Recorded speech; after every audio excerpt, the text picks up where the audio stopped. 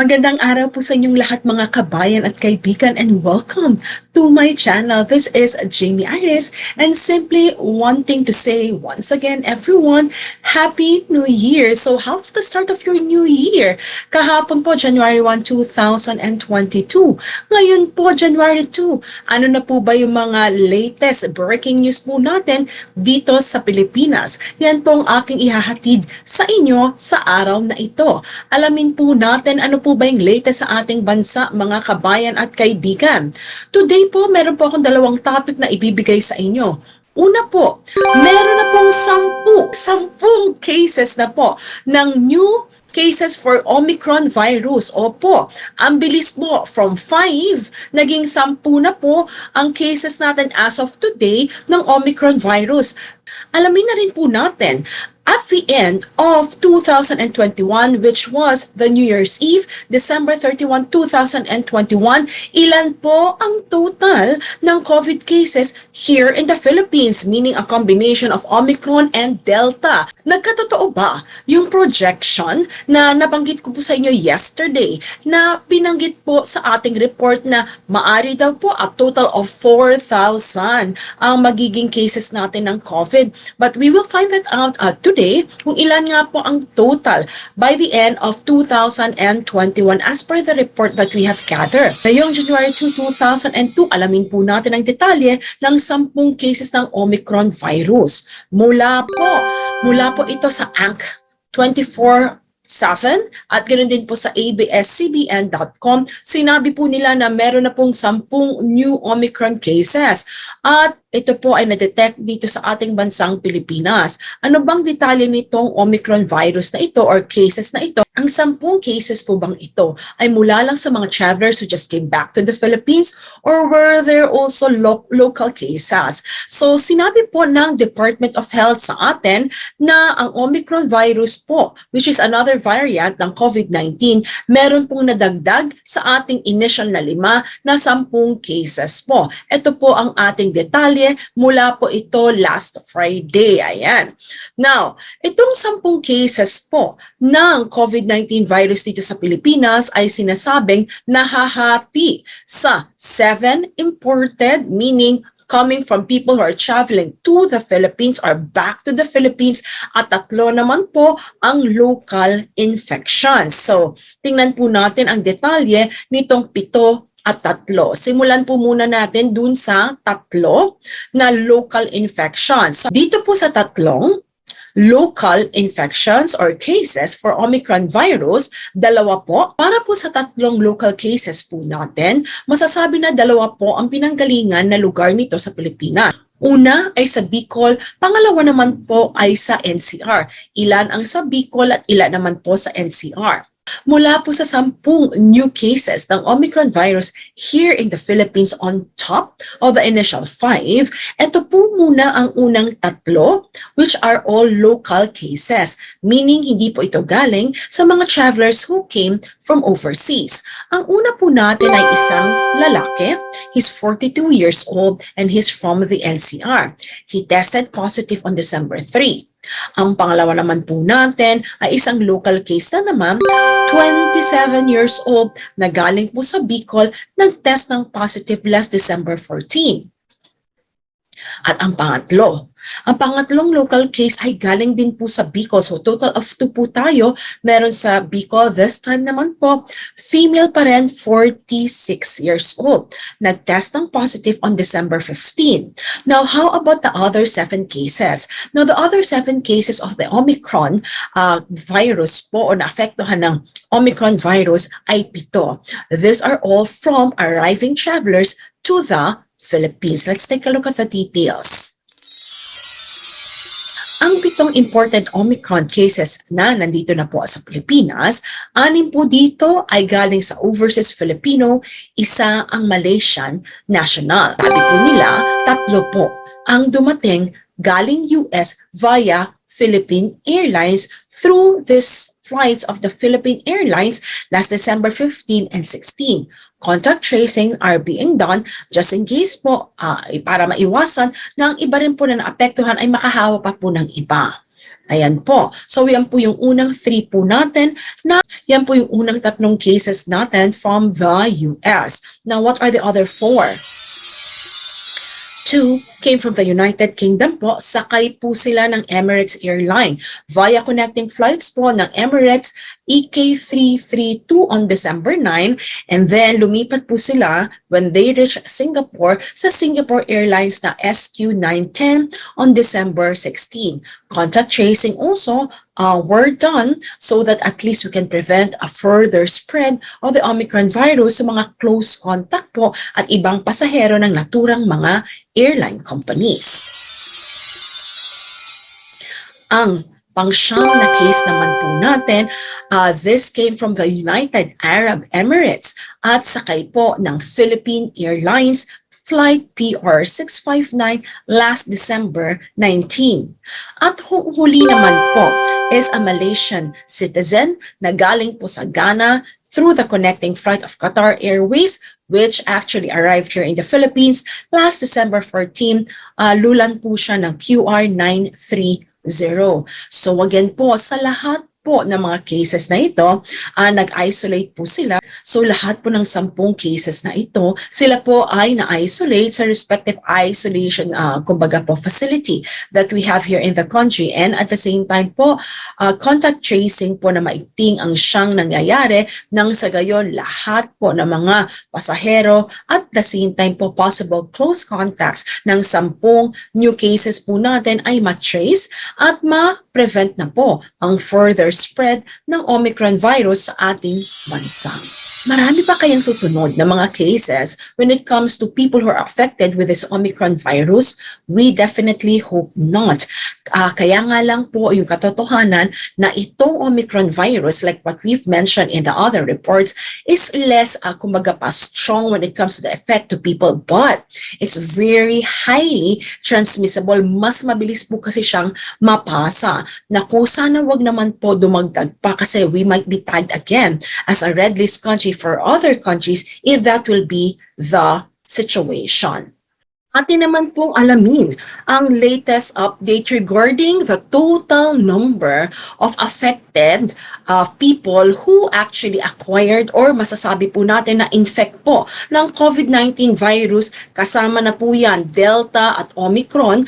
Last December 31, 2021, we were able to collect the data na po ng accurate information. Matatandaan niyo po, yesterday, dinala ko po sa inyong ulat kung saan sinasabi they are projecting maari pag sapit po ng January 1 or 2, bugso po ng daming tao. Last December 31, dahil po sa New Year's Eve, maari daw po pumalo ang new cases ng COVID to either po 4,000 kung saan sinasabi nila maari yung 3,000, pre-project lang po nila na galing sa NCR, and the rest of the 1,000, it will be coming from different parts of the country. Now, tingnan po natin yung actual report that they had just released today.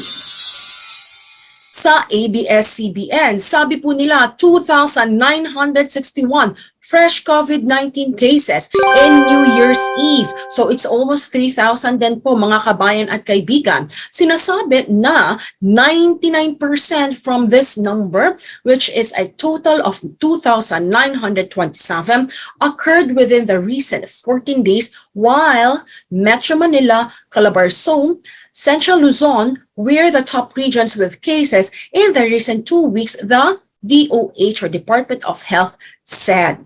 So yan po. So maraming datos po silang nilabas regarding yung mga cases kung saan mababa po yung mga cases natin at the beginning of December and end of November, which actually kumbaga nag-lessen na po yung call doon sa ating hotline for COVID cases, and even hospitals nowadays po. Hindi po ganun talaga karami ang cases ng COVID, but because of the sudden surge or pagtaas po, medyo dumadami at kumbaga po tumataas na naman po ito. At ito pa po, sabi nila, total Philippines New Year's Eve COVID tally feared to reach 3,000, and indeed, konting-konti na lang po, 3,000 na ito. Well, at least hindi pa 4,000 katulad ng sinabi po dun sa report, pero hindi pa po tapos yan. Remember, that's just January 2, 2021. One, naman marami po tayong cases na kumaga po ni-report for COVID-19, marami din naman pong mga recoveries. They had mentioned 481 more recoveries, raising the total of number of recuperations to 2,778,242. And then sinabi din po nila, 10 duplicates were removed from the case count, including the 7 recoveries and 1 death, while 117 cases din po previously tagged as recoveries were reclassified as deaths after final validation according to the DOH. At saka nga pala po, mga kabayan at kaibigan, sinabi po nila na maaring nag-contribute din po sa biglang pagtaas ng number ng COVID-19 cases kasi po bago magbagong taon, 2 pong laboratorio na hindi po nag-operate last Wednesday, while 6 naman po were unable to submit their data. Sinabi po ng DOH, so that's a total of 6 plus 2, so that's 8. Marami din pong laboratories yun. So sabi po nila, these 8 laboratories contribute an average of 0.4% of samples tested and 0.3% of positive cases that they had mentioned. So anyway, so that explains a bit bakit from 1,000 something biglang almost 3,000 na po agad yung mga cases. Sinasabi po dito na the recent increase in the virus can be attributed to the public's increased mobility due to the holiday season, said Professor Jamey Iris of the University of the Philippines Pandemic Response Team. So katulad po na nabanggit natin, the past few days, simply po kasi syempre nitong holiday, marami na pong gatherings because alert level number 2 po. So nagkaroon ng mga ilang parties, gatherings, because Pasko at Bagong Taon. And they said that this could be a reason bakit po dumami na naman yung cases. Now, most of the people are coming from the working class age group. Ito naman po, sinabi nila mga anong edad po ba usually yung na-infect ng COVID-19 virus, whether Omicron yan or kaya po COVID-19. Now, most of the people, sinasabi po nila, are coming from the working class or age group, coming from the millennials and Gen Z. 20s and 30s. Bakit? Kasi po, possibility, maraming reason daw po. Una, ang mga frontliners po natin, it belongs to this age group po. And at the same time, mga people na, ang mga tao pong ito, very mobile, lagi pong on the go, and they can actually go already outside. Unlike, of course, for the elderly and those younger, they had to stay. Last time, only they got the chance to go up nung nagkaroon ng alert level 2. And by the way, alert level 3 na po tayo sa NCR ngayon. But starting tomorrow po, January 3, level 3 na po. Kaya iba yung pag-iingat mga kabayan at kaibigan sa inyo, sa inyong pag-uwi at ganun din po pakipaalalahanan po muli ang inyong mahal sa buhay. Dahil sabi nila, if this will be Omicron cases, then this might be higher than the peak we had last September. Kasi nga po, easy transmissible po. We might be expecting more people to be infected during the first few weeks of January 2022. Sabi nga po nila, we just simply have to wait for the DNA sequence results for the Philippines Genome Center to really see if this is really Omicron. Remember, Delta also is very transmissible. So, naku po, pareho po silang transmissible. Marami lang pong mutations talaga itong si Omicron. Pero in short mga kabayan at kaibigan, as we end this breaking news, ang nais ko lang pong sabihin sa inyo is, again, iba yung pag-iingat po sa inyo at ganoon din po sa inyong mga mahal sa buhay. And looking forward po na wag naman po maapektuhan ang ating arrival protocol when it comes to the cases that are appearing right now.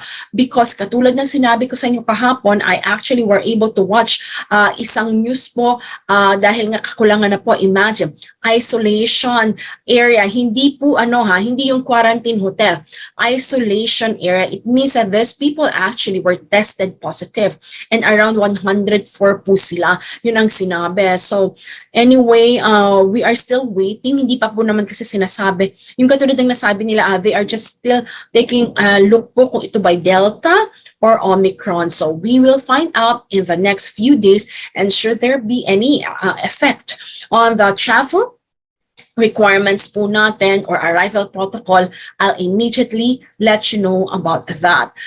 For the meantime, everyone, I am looking forward na nakapag-celebrate po kayo at and looking forward mga kabayan at kaibigan na bagamat malayo po kayo at this point in time sa inyong mga pamilya ay nakapag-celebrate po kayo ng New Year and at least you were able to talk to each other through chats po or kaya po sa mobile phone. So at least, that really makes a lot of difference and thank God for technology. At least you can do at least webcam so that you can also see each other. Now with that mga kabayan at kaibigan, muli po, iniimbitahan ko po kayo na mag-subscribe sa aking channel just in case hindi pa po kayo nakakapag-subscribe. At if you find this video very helpful and informative, please click like. At ganun din po, imbitahan ko na rin po kayo to please click the notification bell so that every time I have a new video, maaari naman po kayo ma-update regarding this. And again, mga kabayan at kaibigan, maraming salamat sa panonood ninyo sa aking channel. Once again, Happy New Year and see you in my next video. God bless, stay safe, at higit sa lahat, stay healthy. This is Jamey Iris simply saying thank you so much.